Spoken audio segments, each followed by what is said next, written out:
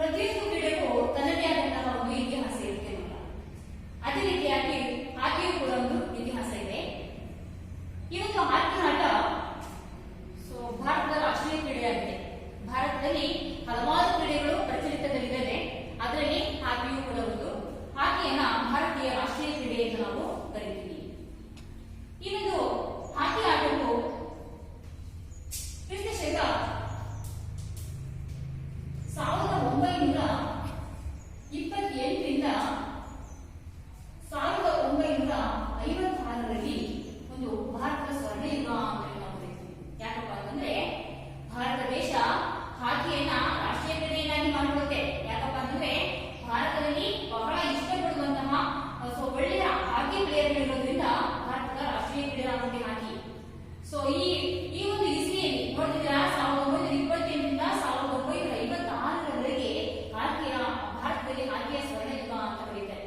ಈ ಒಂದು ಅವಧಿಯಲ್ಲಿ ಏನು ಆಡಿದ್ಯಪ್ಪ ಎಷ್ಟು ಗೊತ್ತಾ 6 ಒಲಿಂಪಿಕ್ ಬಂಗಾರದ ಪದಕಗಳನ್ನು ಗಳಿಸುವುದರೊಂದಿಗೆ ಒಲಿಂಪಿಕ್ ಬಂಗಾರದ ಪದಕಗಳನ್ನ ತಗೊಂಡಿದೆ.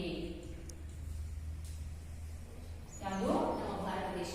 ಅದಕ್ಕೋಸ್ಕರ ಕ್ರಿಸ್ತಶಕ 1928ರಿಂದ 1956ರ ಒಂದು ಕಾಲಾವಧಿಯನ್ನ ಭಾರತದ ಸ್ವರ್ಣಯುಗ, ಒಲಿಂಪಿಕ್ ನಲ್ಲಿ ಹಾಕಿ ಸ್ವರ್ಣಯುಗ ಅಂತ ಕರೀತಾರೆ. ಅಂದ್ರೆ ನೀವು ಈ ಇಸ್ವಿಯನ್ನ ಯಾಕೆ ಬರೆದಿದ್ರೆ ಮಕ್ಕಳ ಗಮನಿಸಿ. 1928ರಿಂದ 1956 ಒಲಿಂಪಿಕ್ ನಡೆಯುತ್ತೆ. ಎಷ್ಟು ವರ್ಷಕ್ಕೆ ಒಂದ್ಸರಿ? 4 ವರ್ಷಗಳಿಗೆ ಒಂದ್ಸರಿ ಒಲಿಂಪಿಕ್ ನಡೆಯುತ್ತಲ್ವಾ? ಅಂದ್ರೆ 4 ವರ್ಷಗಳಿಗೆ ಒಂದ್ಸರಿ ಏನು ನಡೀತಿದೆಯಲ್ಲ ಅವಾಗ ಕಂಟಿನ್ಯೂಸ್ ಆಗಿ 6 ಒಲಿಂಪಿಕ್ ಕ್ರೀಡೆಗಳು ಸಿಕ್ಕಿದೆ ನಮ್ಮ ಭಾರತಕ್ಕೆ. ಆ 6 ಕೂಡ ಬಂಗಾರದ ಪದಕವನ್ನ ಒಲಿಂಪಿಕ್ ನಲ್ಲಿ ತಗೊಂಡಿದೆ ಹಾಕಿಯಲ್ಲಿ. ಅದಕ್ಕೋಸ್ಕರನೇ ನಮ್ಮ ಬಂಗಾರದ ಬೇಟೆ ಅಂತಾನೆ ಕರೀತಾರೆ. ಡಬಲ್ ಹ್ಯಾಟ್ರಿಕ್ ಅಂತ ಹೇಳ್ಬೋದು. 3 ವರ್ಷ ಕಂಟಿನ್ಯೂಸ್ ಆಗಿದ್ರೆ ಹ್ಯಾಟ್ರಿಕ್ ಅಂತ ಹೇಳ್ತೀವಿ ನಾವು, ಹ್ಯಾಟ್ರಿಕ್ ಸಾಧನೆ ಅಂತ. ಅದೇ ರೀತಿಯಾಗಿ 6 ಬಂಗಾರದ ಪದಕಗಳನ್ನ ಗಳಿಸೋದ್ರೊಂದಿಗೆ ಈಗ ಹಾಕಿ ಕ್ರೀಡೆಯನ್ನ ವಿಶ್ವದ ಒಂದು ಪ್ರಪಂಚದ ಮಟ್ಟದಲ್ಲಿ ನಮ್ಮ ದೇಶವನ್ನ ಕೊಂಡೊಯ್ಯುವಂಥದ್ದು ನಾವು ಗಮನಿಸಬಹುದು. ಇದು ಪ್ರಸ್ತಾವನೆ ಆಯ್ತು ಮಕ್ಕಳ. ಹಾಕಿ ಕ್ರೀಡೆ ಏನಪ್ಪಾ ಅಂದ್ರೆ ಬೇರೆ ಆಟಗಳ ಭಾರತದಲ್ಲಿರುವಂತಹ ಬೇರೆ ಆಟಗಳ ಹಾಗೆ ಈ ಕ್ರೀಡೆಯು ಕೂಡ ಒಂದು ಪ್ರಚಲಿತವಾಗಿರುವಂತಹ ಕ್ರೀಡೆ. ಈ ಒಂದು ಕ್ರೀಡೆಯು ಕ್ರಿಸ್ತಶಕ 1928ರಿಂದ 56ರವರೆಗೆ ಒಲಿಂಪಿಕ್ ನಲ್ಲಿ ಬಂಗಾರದ ಪದಕಗಳನ್ನ ಸತತ 6 ಬಾರಿ ಬಂಗಾರದ ಪದಕಗಳನ್ನ ಪಡೆಯುವುದರೊಂದಿಗೆ ಇದು ಮುಂದುವರಿತಾ ಹೋಗುತ್ತೆ. ಇದು ಹಾಕಿ ಕ್ರೀಡೆಯ ಪ್ರಸ್ತಾವನೆಯಾಯಿತು. ಇನ್ನ ಇತಿಹಾಸವನ್ನ ನೋಡೋಣ. ಪ್ರತಿಯೊಂದು ಕ್ರೀಡೆಗೂ ತನ್ನದೇ ಆದಂತಹ ಇತಿಹಾಸ ಇರುತ್ತೆ. ಅದೇ ರೀತಿಯಾಗಿ ಹಾಕಿ ಕ್ರೀಡೆಗೂ ಕೂಡ ಇತಿಹಾಸ ಇದೆ. ಈಜಿಪ್ಟ್ನ ನೈಲ್ ನದಿಯ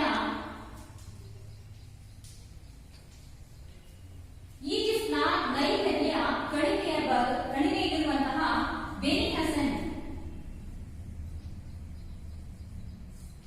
ಈ ಬೆನಿ ಹಸನ್ ಗೋರಿಗಳು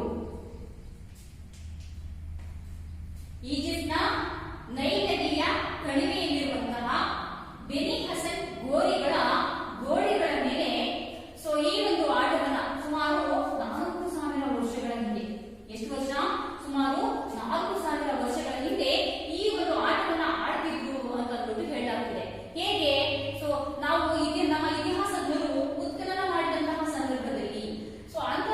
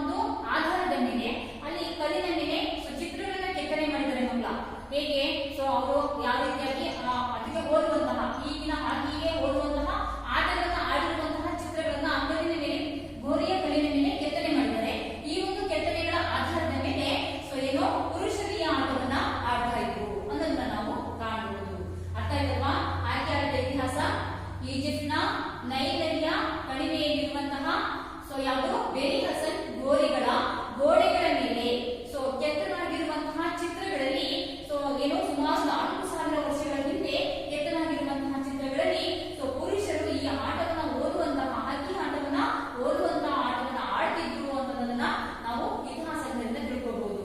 ಇದು ಸೊ ಈ ಹಾಕಿಯ ಒಂದು ಇತಿಹಾಸ.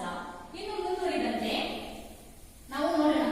ಸೊ ನಾವು ನೋಡಿದ್ರೆ ಈಗ ಇಲ್ಲಿವರೆಗೂ ಸೊ ಏನು ಈ ಒಂದು ಆಟ ಸೊ ಹಾಕಿ ಆಟ ಭಾರತದಲ್ಲಿ ಸುಮಾರು 6 ಕಂಪಲ್ಸರಿ ಅಂದ್ರೆ ಕಂಟಿನ್ಯೂಸ್ ಆಗಿ 6 ಬಂಗಾರದ ಪದಕಗಳನ್ನ ಸೊ ತಗೊಳ್ಳೋದ್ರ ಅಂತ ಸೊ ಏನು ಈ ಒಲಿಂಪಿಕ್ನಲ್ಲಿ ಸೊ ಸಾಧನೆಯನ್ನ ಇಂಡಿಯಾ ಮಾಡಿದೆ ಅಂತ ಹೇಳ್ಬಿಟ್ಟು.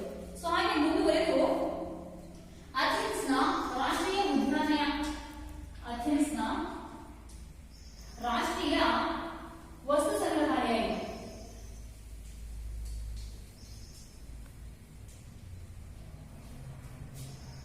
ಅಥೆನ್ಸ್ ದೇಶದ ರಾಷ್ಟ್ರೀಯ ಪುರಾತನ ವಸ್ತು ಸಂಗ್ರಹಾಲಯದಲ್ಲಿ ಸಂಗ್ರಹಿಸಿರುವಂತಹ ವಸ್ತು ಸಂಗ್ರಹಾಲಯ ಅಂದ್ರೇನು? ಸೊ ಎಲ್ಲಾ ಥಿಂಗ್ಸ್ ಗಳನ್ನ ಸಂಗ್ರಹ ಮಾಡಿರ್ತಾರಲ್ವಾ, ಹಳೆಯ ಒಂದು ಕಾಲದ ವಸ್ತುಗಳನ್ನೆಲ್ಲ ಏನು ಇತಿಹಾಸದ ಉತ್ಖನನ ಮಾಡುವ ಸಂದರ್ಭದಲ್ಲಿ ಸಿಕ್ಕುವಂತಹ ಪ್ರತಿಯೊಂದು ಏನೋ ವಸ್ತುಗಳನ್ನ ತಗೊಂಡು ಆ ಒಂದು ಮ್ಯೂಸಿಯಂ ಅಂದ್ರೆ ಆ ವಸ್ತು ಸಂಗ್ರಹಾಲಯದಲ್ಲಿ ಸಂಗ್ರಹ ಮಾಡಿರ್ತಾರೆ. ಇದನ್ನ ಅಧ್ಯಯನ ಮಾಡಿದಾಗಲೇ ಗೊತ್ತಾಗುವುದು ಅಲ್ಲಿ ಯಾವ ಜನಾಂಗದವರು ವಾಸವಾಗಿದ್ರು, ಸೊ ಅವರು ಏನೆಲ್ಲ ಅವರ ದಿನಚರಿ ಏನಾಗಿತ್ತು, ಯಾವ ಕ್ರೀಡೆಗಳನ್ನ ಆಡ್ತಿದ್ರು, ಯಾವ ರೀತಿ ಅವರು ಸೊ ಏನು ಆಳ್ವಿಕೆಯನ್ನ ಮಾಡ್ತಿದ್ರು, ರಾಜಕಾರಣವನ್ನ ಮಾಡ್ತಿದ್ರು, ಸೊ ಪ್ರಜೆಗಳು ಹೇಗಿರ್ತಿದ್ರು, ರಾಜರು ಹೇಗಿರ್ತಿದ್ರು, ಇದನ್ನೆಲ್ಲ ನಾವು ಇದರಿಂದ ನಾವು ತಿಳ್ಕೊಬಹುದು. ಹೌದಲ್ವಾ? ಸೊ ಹೀಗೆ ಅಥೆನ್ಸ್ ನ ಸೊ ರಾಷ್ಟ್ರೀಯ ಪುರಾತನ ವಸ್ತು ಸಂಗ್ರಹಾಲಯದಲ್ಲಿ ಸಂಗ್ರಹಿಸಿರುವಂತಹ ಸೊ ಕೆಲವು ಆಕೃತಿಗಳು ಅಂದ್ರೆ ಚಿತ್ರಗಳು ಇರ್ಬೋದು ಅಥವಾ ಕಲ್ಲಿನ ಆಕೃತಿಗಳು. ಈ ಆಕೃತಿಗಳಲ್ಲಿ ಸೊ ಏನಾಗಿದೆ, ಯುವಕರು ಯಾರು ಯುವಕರು ಸೊ ಈ ಒಂದು ಆಟವನ್ನ ಅಂದ್ರೆ ಸೊ ಏನಿದೆ ಒಂದು ಇದು ಈ ಕೆರಟಿಜನ್ ಅನ್ನುವಂತಹ ಒಂದು ಹಾಕಿಗೆ ಹೋಲಿಕೆ ಆಗುವಂತಹ ಆಟವನ್ನ ಆಡ್ತಿದ್ರು ಅಂತ ತಿಳಿದುಬಂದಿದೆ ಮಕ್ಕಳ. ಯಾರಿನಿ ಅಥೆನ್ಸ್ ನ ರಾಷ್ಟ್ರೀಯ ಪುರಾತನ ವಸ್ತು ಸಂಗ್ರಹಾಲಯದಲ್ಲಿ ಸಂಗ್ರಹಿಸಿರುವಂತಹ ಕೆಲವೊಂದು ಸೊ ಏನು ಆ ಒಂದು ಉತ್ಖನನ ಸಂದರ್ಭದಲ್ಲಿ ಸಂಗ್ರಹಿಸಿರುವಂತಹ ಕಲ್ಲಿನ ಕೆಲವೊಂದು ಸಂಗ್ರಹಗಳಲ್ಲಿ ಯುವಕರು ಈ ಕೆರಟಿಜನ್ ಅನ್ನುವಂತಹ ಸೊ ಆಟವನ್ನ ಆಡ್ತಾ ಇದ್ರು. ಈ ಒಂದು ಆಟ ಹಾಕಿಗೆ ಹೋಲಿಕೆ ಆಗ್ತಿತ್ತು. ಹಾಕಿ ಆಟದ ಒಂದು ತರನೇ ಇದ್ದದ್ದು, ಅದಕ್ಕೋಸ್ಕರ ಕೆರಟಿಜನ್ ಅಂತ ಹೆಸರಿಟ್ಕೊಂಡು ಈ ಆಟವನ್ನ ಆಡ್ತಾ ಇದ್ರು ಅಂತ ತಿಳಿದು ಬಂದಿದೆ. ಈ ಕೆರಟಿಜನ್ ಅನ್ನುವ ಪದ ಸೊ ಫ್ರೆಂಚ್ನ ಸೊ ಏನಂತ ಹಾಕಿನ ಹೂಕೆಟ್ ಅನ್ನುವಂತಹ ಪದದಿಂದ ಬಂದಿದೆ. ಹಾಕಿ ಎನ್ನುವ ಸೊ ಯಾವುದೋ ಒಂದು ಪದ ಕೆರಟಿಜನ್ ಅನ್ನುವಂತಹ ಕ್ರೀಡೆಯನ್ನು ಆಡ್ತಿರ್ತಾರಲ್ವಾ, ಸೊ ಇವರು ಆಡ್ತಿರುವಂತಹ ಒಂದು ಆಟ ಸೊ ಹಾಕಿ ಆಟ ಫ್ರೆಂಚ್ ಭಾಷೆಯ ಸೊ ಹೂಕೆಟ್ ಅನ್ನುವಂತಹ ಪದದಿಂದ ಬಂದಿದೆ. ಹೂಕೆಟ್ ಅಂದ್ರೆ ಏನು ಆಗತ್ತೆ? ಹೂಕೆಟ್ ಅಂದ್ರೆ ಸೊ ಕುರಿ ಕಾಯುವವನ ದೋಟಿ.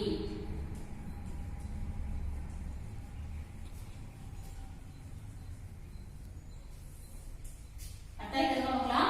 ಈ ಹಾಕಿ ಆಟದ ಪೂರ್ವದ ಹೆಸರೇನು ಹಾಗಾದ್ರೆ ಹೂಕೆಟ್.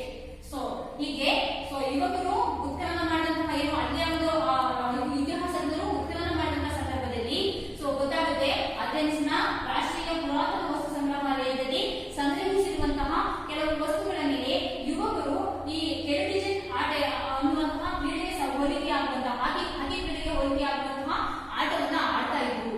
ಈ ಒಂದು ಆಟ ಸೊ ಏನೋ ಈ ಹಾಕಿ ಎನ್ನುವಂಥದ್ದು ಫ್ರೆಂಚ್ ಭಾಷೆಯ ಕೆರಟಿಜನ್ ಹೂಕೆಟ್ ಎನ್ನುವಂತಹ ಪದದಿಂದ ಬಂದಿದೆ. ಈ ಹೂಕೆಟ್ ಅಂದ್ರೆ ಸೊ ಕುರಿ ಕಾಯುವವನ ದೋಟಿ. ಇದಿಷ್ಟು ಇತಿಹಾಸ ಆಗುತ್ತೆ. ಇನ್ನು ಒಂದು ಅಂಶ ಇದೆ ಇದರಲ್ಲಿ. ಇದನ್ನ ಫಸ್ಟ್ ಎಷ್ಟು ದಿನ ಆಡ್ತಿದ್ರು ಹಾಗಾದ್ರೆ ಅಂತ ನೋಡೋದಾದ್ರೆ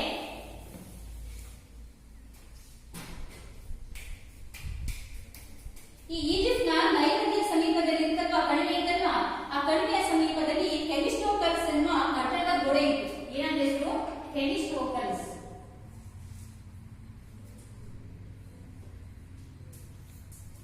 ಈ ನೈಲ್ ನದಿಯ ಸೊ ಏನು ಈಜಿಪ್ಟ್ನ ನೈಲ್ ನದಿಯ ಸಮೀಪದಲ್ಲಿದ್ದಂತಹ ಕಣಿವೆಗಳ ಪಕ್ಕದಲ್ಲಿ ಥೆಮಿಸ್ಟೋಕಲ್ಸ್ ಅನ್ನುವಂತಹ ಒಂದು ಕಟ್ಟಡ ಇತ್ತು ಮಕ್ಕಳ. ಈ ಒಂದು ಕಟ್ಟಡದ ಗೋಡೆಯ ಮೇಲೆ ಏನೋ ಈ ಒಂದು ಕಟ್ಟಡ ಇದ್ದಲ್ಲ ಥೆಮಿಸ್ಟೋಕಲ್ಸ್ ಅನ್ನುವ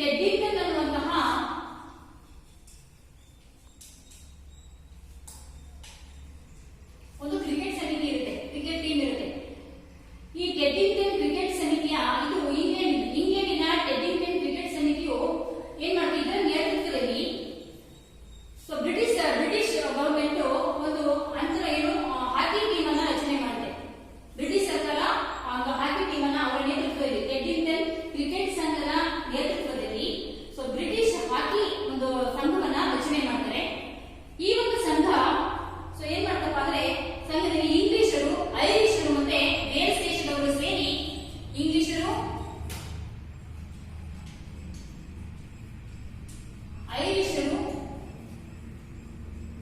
ಮತ್ತೆ ವೇಲ್ಸ್ ದೇಶದವರು ಸೇರಿ ಅಂತಾರಾಷ್ಟ್ರೀಯ ನಿಯಮಗಳ ಒಂದು ನಿಯಮಗಳ ಸಮಿತಿಯನ್ನ ರಚನೆ ಮಾಡಿಕೊಳ್ತಾರೆ.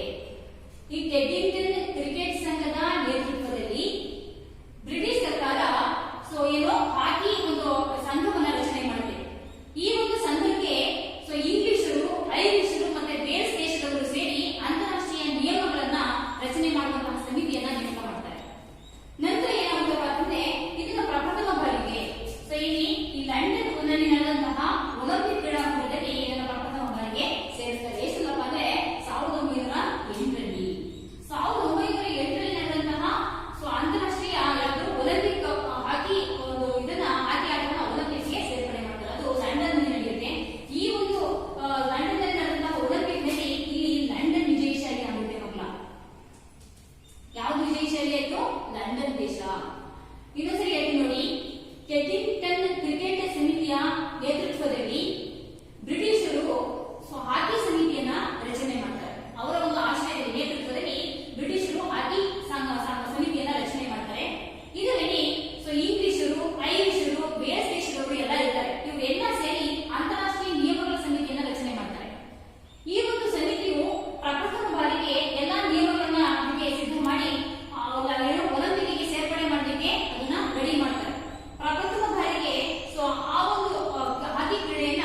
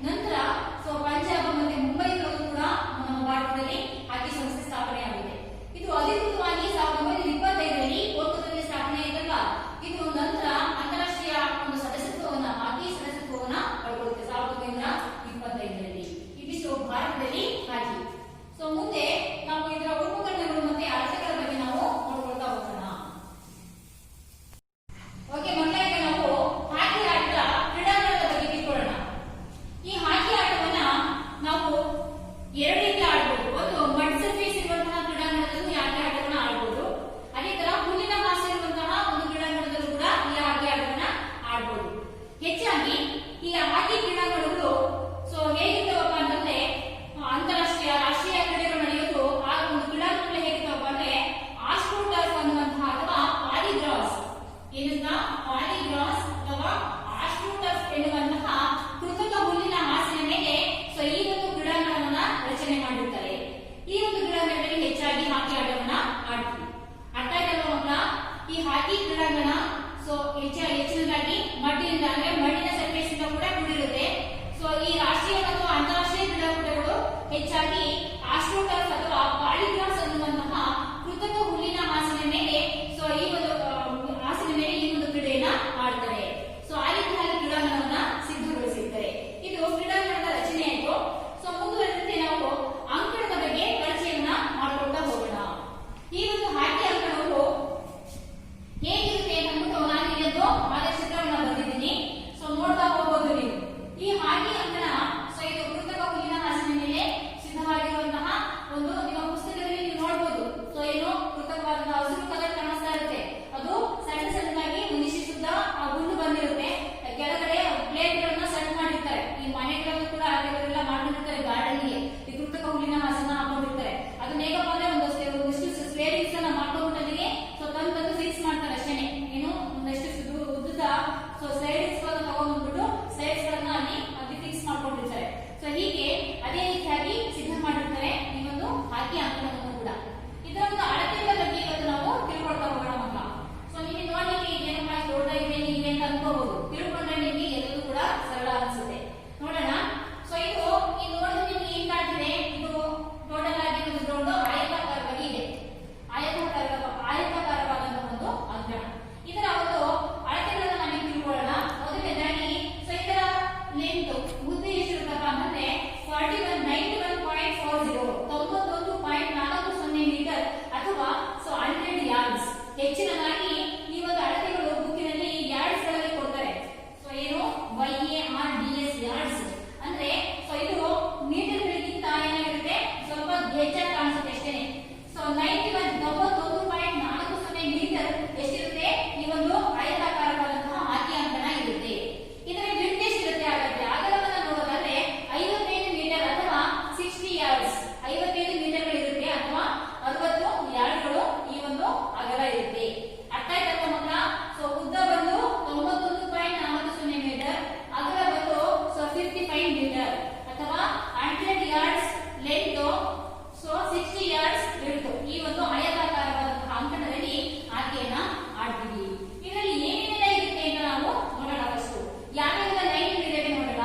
ಈ ಮೊದಲ ಲೈನ್ ಇದೆಯಲ್ಲ ಇದು ಈ ಲೈನ್ ಅನ್ನ ನಾವು ಏನಂತ ಕರೀತೀವಿ?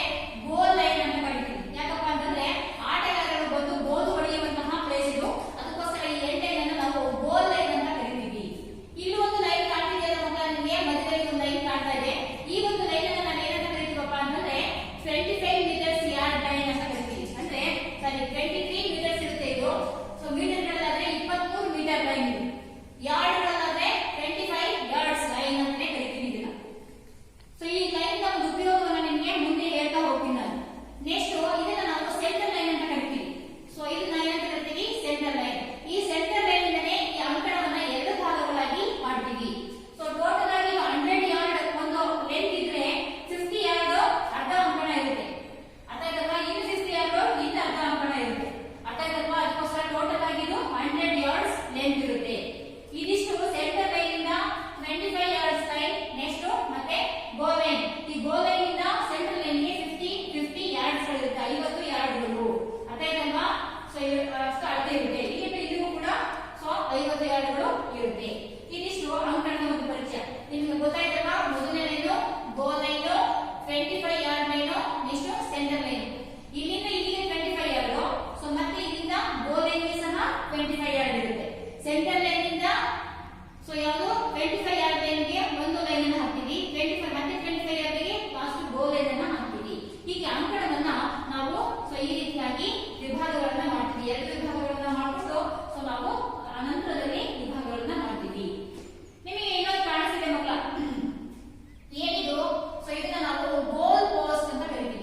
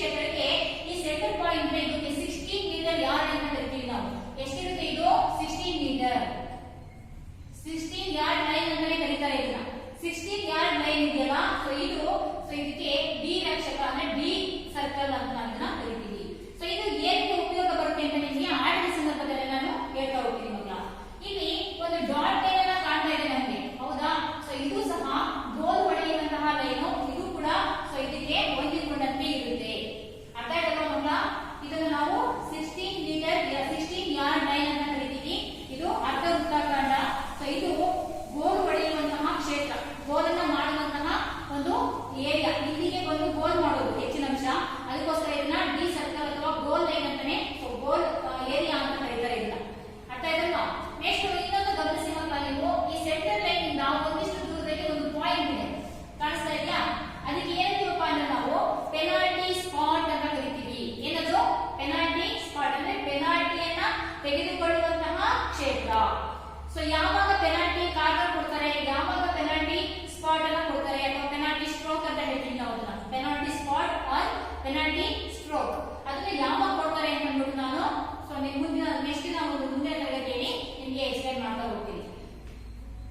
ಇಲ್ಲಿ ಏನಾಗುತ್ತಪ್ಪ ಅಂತಂದ್ರೆ ಸೊ ಇಲ್ಲಿ ಎಷ್ಟು ದೂರ ಅಂತರ ಇರುತ್ತೆ ಇದರ ಒಂದು ಅಳತೆಯನ್ನು ನಾವು ನೋಡೋಣ.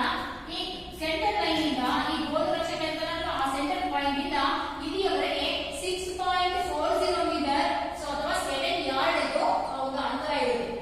ಅಂದ್ರೆ ಈ ಗೋಲ್ ಪೋಸ್ಟ್ ಇಂದ ಗೋಲ್ ಲೈನ್ ಇಂದ ಸೊ ಇಲ್ಲಿಯವರೆಗೆ ಅಂದ್ರೆ ಪೆನಾಲ್ಟಿ ಸ್ಟ್ರೋಕ್ ವರೆಗೆ ಇರುವಂತಹ ಅಂತರ ದೂರ 7 ಯಾರ್ಡ್ ಅಥವಾ 4.60 ಮೀಟರ್. ಎಷ್ಟು ಮಕ್ಕಳ? 4.60 ಮೀಟರ್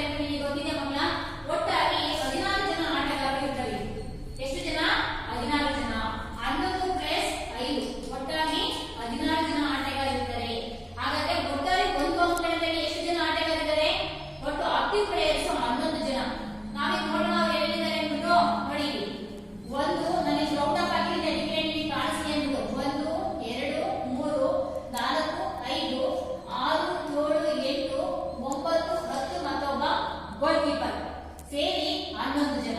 ಅರ್ಥ ಆಯ್ತಲ್ಲ ಮಕ್ಕಳ? ಸೊ ಇವರು 11 ಜನ ಆಟಗಾರರು ಒಂದು ತಂಡದಲ್ಲಿ ಇರ್ತಾರೆ. ಅದೇ ರೀತಿಯಾಗಿ 11 ಜನ ಆಟಗಾರರು ಈ ತಂಡದಲ್ಲೂ ಕೂಡ ಇರ್ತಾರೆ. ಸೊ ಒಟ್ಟಾಗಿ 11 ಜನ ಆಕ್ಟಿವ್ ಪ್ಲೇಯರ್ ಪ್ಲಸ್ 5 ಜನ ಸಬ್ಸ್ಟಿಟ್ಯೂಟ್ ಪ್ಲೇಯರ್, ಒಟ್ಟಾರೆಯಾಗಿ ಸೊ 16 ಜನ ಈ ಆಟದಲ್ಲಿರುವಂತಹ ಕ್ರೀಡಾಪಟುಗಳ ಸಂಖ್ಯೆ. ಅರ್ಥ ಆಯ್ತಲ್ವಾ? 5 ಜನ ಸಬ್ಸ್ಟಿಟ್ಯೂಟ್ ಪ್ಲೇಯರ್ ಇರ್ತಾರೆ. ಇವರು ಯಾವಾಗ ಬೇಕಾದ್ರೂ ಎಷ್ಟು ಸರಿ ಬೇಕಾದ್ರೂ ಸಬ್ಸ್ಟಿಟ್ಯೂಟ್ ಆಗ್ಬೋದು. ಯಾರಾದ್ರೂ ಈ ಆಟದಲ್ಲಿ ಜಾಸ್ತಿ ಆಗಿರುವಂತ ಸ್ವಲ್ಪ ರಫ್ ಗೇಮ್ ಇದು. ಸೊ ಯಾಕೋ ಜಾಸ್ತಿ ಆಗಿ ಇಂಜುರಿ ಆಗುತ್ತೆ. ಯಾಕಪ್ಪ ಅಂದ್ರೆ ಸೊ ಆ ಬ್ಯಾಟ್ಗಳಿಂದ ಕಾಲಿಗೆ ಹೊಡ್ಕೊಳ್ಳುವಂಥದ್ದು ಜಾಸ್ತಿ ಅಂಶ ಇರೋದ್ರಿಂದ ಅಥವಾ ಬಾಲ್ ಇಂದ ಹೊಡೆಯುವಂಥದ್ದು, ಸೊ ಅಥವಾ ಏನೋ ಪಾಸ್ ಮಾಡುವಾಗ ಅಥವಾ ಸ್ಕೂಪ್ ಮಾಡುವಾಗ ಹೆಚ್ಚಿನದಾಗಿ ಸೊ ಇಂಜುರಿಗಳು ಜಾಸ್ತಿ ಆಗೋದ್ರಿಂದ ಈ 5 ಜನ ಏನಿದ್ದಾರಲ್ಲ ಸಬ್ಸ್ಟಿಟ್ಯೂಟ್ ಪ್ಲೇಯರ್ಗಳನ್ನ ಎಷ್ಟು ಬಾರಿ ಬೇಕಾದ್ರೂ ಈ ಒಬ್ಬ ಸರಿ ಆಟದ ಅಥವಾ ಇಂಜುರಿ ಆದಾಗ ಬಿಟ್ರೆ ಮತ್ತೆ ಇನ್ನೊಬ್ಬರನ್ನ ನಾವು ಸಬ್ಸ್ಟಿಟ್ಯೂಟ್ ಮಾಡ್ಕೋತೀವಿ. ಪುನಃ ಅವನೇ ಆಡಕ್ಕೆ ರಿಕವರಿ ಆಗಿ ಒಳ್ಳೆ ಪ್ಲೇಯರ್ ಆಗಿರ್ತಾನೆ. ಮತ್ತೆ ಪುನಃ ಆಡ್ಲಿಕ್ಕೆ ಇಷ್ಟಪಟ್ಟರೆ ಪುನಃ ಒಂದು ಸಬ್ಸ್ಟಿಟ್ಯೂಟ್ ಆಗ್ಬೋದು, ವಾಪಸ್ ಮತ್ತೆ ಪ್ಲೇಯರ್ ಆಗಿ ಬರ್ಬೋದು. ಈ ರೀತಿ ಒಬ್ಬರನ್ನೇ ಎಷ್ಟು ಸರಿ ಬೇಕಾದ್ರೂ ಮಾಡ್ಬೋದು ಸಬ್ಸ್ಟಿಟ್ಯೂಟ್. ಅದೇ 5 ಜನ ಬೇಕಾದ್ರೆ ನಾವು ಸಬ್ಸ್ಟಿಟ್ಯೂಟ್ ನ ತಗೋಬಹುದು. ಹೀಗೆ ಒಟ್ಟಾರೆಯಾಗಿ 11 + 5 ಒಟ್ಟಾರೆಯಾಗಿ 16 ಜನ ಪ್ಲೇಯರ್ಗಳು ಈ ಒಂದು ಹಾಕಿ ಆಟದಲ್ಲಿ ಇರ್ತಾರೆ. 11 ಜನ ಆಕ್ಟಿವ್ ಪ್ಲೇಯರ್ಗಳು ಈ ಆಟದಲ್ಲಿ ಇರ್ತಾರೆ. ಈಗಿಷ್ಟು. ಸೊ ನೆಕ್ಸ್ಟ್ ಈಗ ಪ್ಲೇಯರ್ಸ್ ಪೊಸಿಷನ್ ಬಗ್ಗೆ ನಾವು ನೋಡೋಣ. ಸೊ ಏನೇನಿದಾವೆ ಅವು. ಸೊ ಇಲ್ಲಿ ನೋಡ್ತಾ ಇದ್ದಾರೆ ಮಕ್ಕಳ ನೀವು, ಈ ಡಿ ಅಕ್ಷರ ಅಂದ್ರೆ ಅರ್ಧ ವೃತ್ತಾಕಾರದ ಪಕ್ಕದಲ್ಲಿ ಇದ್ದಾರೆ. ಒಬ್ಬ ಲೆಫ್ಟ್ ಆಫ್ ಇದ್ದಾನೆ, ರೈಟ್ ಆಫ್ ಇದ್ದಾನೆ. ಅರ್ಥ ಕಾಣಿಸ್ತಿದ್ಯಾ? ಒಬ್ಬ ಲೆಫ್ಟ್ ಇರೋ ನಮ್ಗೆ ಹೇಳ್ತಾರೆ ಲೆಫ್ಟ್ ಡಿಫೆಂಡರ್ ಅಂತ ಕರೀತಾರೆ. ಡಿಫೆಂಡರ್ ಅಂದ್ರೆ ಸೊ ರಕ್ಷಣೆ ಮಾಡುವಂತ ರಕ್ಷಣಾತ್ಮಕ ಆಟಗಾರ. ಅದಾಯ್ತಲ್ಲ? ನೀವೇನ್ ಹೇಳ್ತಾರಲ್ಲ ಅಫೆನ್ಸಿವ್ ಡಿಫೆನ್ಸಿವ್ ಅಂತ ಹೇಳ್ತಿರಲ್ಲ, ಸೊ ಇವನು ಡಿಫೆಂಡರ್, ಇವನು ಅಟ್ಯಾಕರ್. ಅಟ್ಯಾಕರ್ ಅಂದ್ರೆ ಸೊ ಅಟ್ಯಾಕ್ ದಾಳಿಗಾರ ರಕ್ಷಣಾಕಾರ ಅಂತಂದ್ರು. ಈ ರೀತಿಯಾಗಿ ಡಿಫೆಂಡರ್ ಅಂದ್ರೆ ರಕ್ಷಣೆ ಮಾಡ್ಕೊಳ್ಳುವಂಥದ್ದು. ಅದಾಯ್ತಲ್ಲ? ಸೊ ಇವನ್ನ ಲೆಫ್ಟ್ ಡಿಫೆಂಡರ್ ಅಂತ ಕರೀತಾರೆ. ಇವನು ಯಾವಾಗಲೂ ಸೊ ಇವನು ಎದುರಾಳಿಗಳ ದಾಳಿಗಳನ್ನ ಸೊ ರಕ್ಷಣೆ ಮಾಡುವಂಥದ್ದು, ಗೋಲಿಗೆ ಹೋಗ್ತಿರೋ ಹಾಗೆ ತಡೆಯುವಂತ ಕೆಲಸ ಇಂದ ಆಗಿರುತ್ತೆ. ಸೊ ಇವನು ಲೆಫ್ಟ್ ಡಿಫೆಂಡರ್ ಆಗಿರ್ತಾನೆ. ಇಲ್ಲೊಬ್ಬ ಇರ್ತಾನೆ. ನೆಕ್ಸ್ಟ್ ಅದೇ ತರ ಈ ಕಡೆ ರೈಟ್ ಡಿಫೆಂಡರ್ ಒಬ್ಬ ಇದ್ದಾನೆ. ಕಾಣಿಸ್ತಿದೆಯಾ ಮಕ್ಕಳ? ಸೊ ನಿಮ್ಮ ಬಲಗಡೆಗೆ ಬಲಗಡೆಗೆ ಒಬ್ಬ ಡಿಫೆಂಡರ್. ಇವರು ಕೂಡ ಎದುರಾಳಿಗಳ ದಾಳಿಗಳನ್ನ ಸೊ ತಡೆಯುವುದಕ್ಕೋಸ್ಕರ ರಕ್ಷಣೆ ಮಾಡುವುದಕ್ಕೋಸ್ಕರ ರಕ್ಷಣಾತ್ಮಕ ಆಟಗಾರ ಅಂತ ಕರಿತೀವಿ. ಇವನ್ನ ರೈಟ್ ಡಿಫೆಂಡರ್ ಅಂತ ಕರಿತೀವಿ. ಇವನೊಬ್ಬ ಇರ್ತಾನೆ. ನೆಕ್ಸ್ಟ್ ಇಲ್ಲೊಬ್ಬ ಇದ್ದಾನೆ. ಕಾಣಿಸ್ತಿದ್ಯಾ? ಸೊ ಲೆಫ್ಟ್ ಮಿಡಲ್ ಸೊ ಏನು ಫೀಲ್ಡರ್. ಈ ಫೀಲ್ಡ್ ಅಲ್ಲಿ ಆಕೆ ಇವರ ಒಂದು ಫೀಲ್ಡ್ ಎಷ್ಟಿರುತ್ತೆ, ಇಲ್ಲಿಂದ ಇಲ್ಲಿವರೆಗೂ ಇರುತ್ತಲ್ವಾ? ಸೊ ಇವರ ಒಂದು ಫೀಲ್ಡ್ ನ ಒಂದು ಮ್ಯಾನೇಜ್ಮೆಂಟ್ ಅನ್ನ ಮಾಡ್ಕೊಳ್ತಿರುವಂತ ಯಾರು? ಈ ಲೆಫ್ಟ್ ಮಿಡಲ್ ಫೀಲ್ಡರ್. ಸೊ ಇಲ್ಲಿ ಲೆಫ್ಟ್ ಮಿಡಲ್ ಫೀಲ್ಡರ್ ಅಂತ ಕರೀತಾರೆ. ಈ ಒಂದು ಫೀಲ್ಡ್ ನಲ್ಲಿ ಇವನು ಆ ಬಾಲನ್ನ ಪಾಸ್ ಮಾಡೋದು ಮತ್ತೊಂದು ಕೆಲಸವನ್ನ ಇವನು ಮಾಡ್ತಾ ಇದ್ದಾನೆ. ಸೊ ಇವನು ಇದಲ್ಲ, ಇವನು ಸೆಂಟರ್ ಮಿಡಲ್ ಫೀಲ್ಡರ್. ಇವನೇ ಅತಿ ಪ್ರಮುಖ ಆಟಗಾರ. ಯಾಕಪ್ಪ ಅಂತಂದ್ರೆ ಸೊ ನೀವು ವಾಲಿಬಾಲ್ ತಗೊಳ್ಳಿ, ಯಾವ್ದೆಲ್ಲ ಥ್ರೋಬಾಲ್ ತಗೊಳ್ಳಿ, ಯಾರಪ್ಪ ಸೆಂಟರ್ ಇರೋನು ತುಂಬಾ ಪರಿಣಾಮಕಾರಿ. ಎಲ್ಲಾ ಕಡೆಗೂ ಕೂಡ ಗಮನ ಇಟ್ಟು ಅವನು ಪಾಸ್ ಅನ್ನ ಕಳಿಸ್ತಿರ್ತಾನೆ. ಯಾರು ಸಮರ್ಥರು ಗೋಲ್ ಹೊಡಿಲಿಕ್ಕೆ ಸೊ ಅವರನ್ನ ಕರೆಕ್ಟ್ ಆಗಿ ಅವನು ಮ್ಯಾಚ್ ಮಾಡ್ಕೊಳ್ತಾ ಇರ್ತಾನೆ. ಹಾಗಾಗಿ ಪ್ರಮುಖ ಮುಖ್ಯ ಆಟಗಾರ ಇವನು ಸೆಂಟರ್ ಸೊ ಏನು ಫೀಲ್ಡರ್, ಸೆಂಟರ್ ಫೀಲ್ಡರ್ ಅಂತ ಇದನ್ನ ಕರೀತಾರೆ. So okay. Next right middle fielder. ಇವನು ಸೊ ಬಲಗಡೆಯ ಏನು ಮಧ್ಯದ ಆಟಗಾರ, ರೈಟ್ ಮಿಡಲ್ ಫೀಲ್ಡರ್. ಸೊ ಇವನು ಇಲ್ಲಿರ್ತಾನೆ. ಇವನು left middle fielder, centre fielder, next right middle fielder. ಇದಿಷ್ಟು ಆಯ್ತು. ನೆಕ್ಸ್ಟ್ ಇಲ್ಲಿ 3 ಜನ ಕಾಣಿಸ್ತಿದ್ದಾರೆ. ನಿಮಗೆ ಗೊತ್ತಾಗ್ತಿದೆ? ಇಲ್ಲಿ ಬಿಟ್ಟರೆ ನೋಡಿ, ಇವ್ರು ಯಾರಪ್ಪ ಅಂದ್ರೆ ಇನ್ನರ್ ಫಾರ್ವರ್ಡರ್ ಅಂತ ಹೇಳ್ತೀವಿ ನಾವು. ಫಾರ್ವರ್ಡರ್ ಅಂದ್ರೆ ಮುಂದೆ ತಗೊಂಡೋಗುವಂತದ್ದು. ಇನ್ನರ್ ಫಾರ್ವರ್ಡರ್ ಒಳಗಡೆ ಇದ್ದಾರೆ. ಈ ಒಂದು ಅಂಕಣದ ಒಳಗಡೆ ಇರುವಂತಹ ಇನ್ನರ್